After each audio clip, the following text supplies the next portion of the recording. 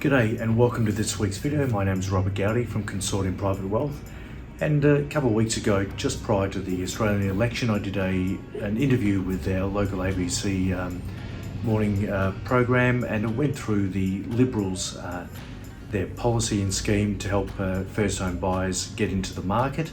And so we covered off that issue and we've put that onto our YouTube channel. Now obviously they didn't make it in, so it's a little bit null and void. So I thought I'd better go through Labor's shared equity policy that they obviously look to get through. It's not legislation as yet, but given that they've made it in as government, and hopefully they can push through the policy that they were elected to, one of the policies that they were elected on the base of. So we'll go through the main things. For those that want to catch up on the previous one, there'll be a link in the description below. But in brief, so Labor's policy, so each year there's going to be 10,000 home buyers in Australia can be part of this shared equity scheme. And what it entails is where the government for a new home will take up to 40% ownership in the property that you're buying. For an existing property, it's going to be up to 30%. So they're clearly trying to encourage people to buy new, which will then keep people employed building and laying slabs and building houses. So obviously the flow-on effect from there. So it essentially means that you won't need to borrow up to 40% of the normal amount that you would need to borrow and achieve home ownership a lot sooner than you may have in the past. Now, one of the beauties of this is that the amount that the government actually own, the 30 to up to 40%, you do not need to pay any interest and you do not need to pay any rent. So it's a bit of a free ride, which I think is really attractive. And it also means that you can buy a home with as little as 2% deposit. And in the past, when it comes to a deposit, if people said, look, Rob, how much deposit should I have? I'd say, look, 20% is what you need. And my mindset there would be to avoid lender's mortgage insurance. That's where you're paying lender's mortgage insurance, and that can be anywhere from $5,000 to $30,000 to protect the bank. It's not to protect you, it's protect the bank. Having over 20% deposit would help avoid that. Now, with house prices going up so substantially as they have, the chances of building up a 20% deposit is pretty tough going and very hard to achieve. So this takes care of one of the bugbears where it's so hard to build up a 20% deposit. Now, what are the eligibility? Well, there's a few key criteria. One, you need to be obviously in the first 10,000 each financial year.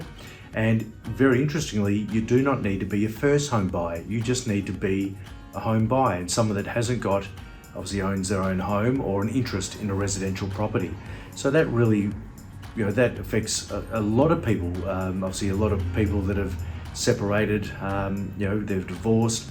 A lot of those people are renting, and so that gives them the opportunity. They're not first home buyers, but it gives them the opportunity to get back into the market in a really efficient way.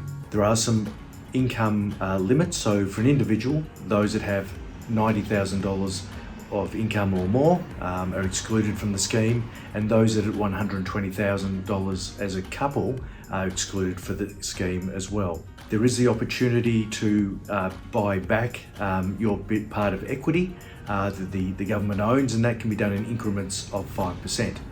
Now, if your income levels go up over those thresholds that I just mentioned before, that's where the government will ask for you to buy back or pay back some of the money that they've contributed to the loan itself. When it comes to the valuation of the home that you can look for, there are some caps on that. So for obviously the major cities, Melbourne and obviously Sydney, there's a higher threshold that in Sydney you can have a property up to the value of $950,000, and then it is reduced for other capital cities and then reduces more into the regional areas. In the video I did with the ABC, I gave some feedback on what I thought, my opinion on it, and to be honest, I think it is a very good scheme. I like the sound of it. It allows people to get into the market sooner, and of course, having and owning your own home in the right financial way, where it's not too much pressure on you, is obviously ideal and provides yourself and your family security. And that's, it's such an emotional thing. It's not just a calculator thing, it's an emotional thing to own your own home and to have the security of that. No one can kick you out when you own it yourself. Is it an issue that the government owns part of your home? Personally, I don't think it does. That can allow you in future years is to pay this, the small amount of debt off sooner, which means you can contribute to superannuation quicker.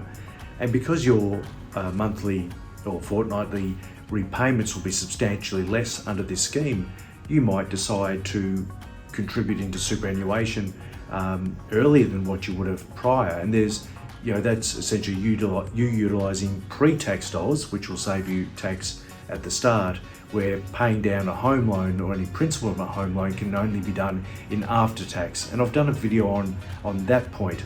And whilst most people will not ignore their home loan and contribute to superannuation, the calculator does say that is a far more efficient way to build wealth over time, particularly at very low interest rates. I think it's a very good scheme. I don't think it's a concern the government owns part of it. And if it grows over time, well, that's you still winning with at least 60% of the valuation. And think about what you could do with the money that would have gone into the home that could be invested into amazing businesses like Google or Microsoft or any other business that's doing particularly well over 20, 30, 40 year time frame.